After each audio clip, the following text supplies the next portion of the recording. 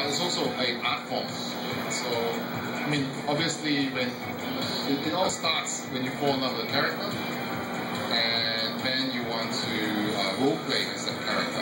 And you could say it's a form of escape for just a moment. You can forget all your worries, and you're in that new fantasy world. I think that's really why people cosplay, and it's also about having fun. Los cosplayers son personas que se visten como sus personajes favoritos, se peinan igual, usan el mismo vestuario, las mismas armas y hasta tienen el mismo color de ojos. Lo que para algunos puede parecer una locura, para ellos es una pasión, la oportunidad de dejar la realidad de lado y pasar a formar parte del universo de sus historias favoritas.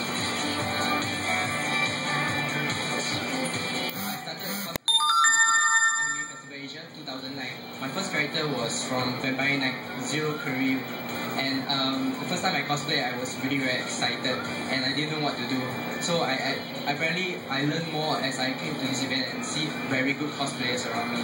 I made a lot of friends along the way, people from different industries, different walks of life, from as small as 13 years old to people that's like 30 years old.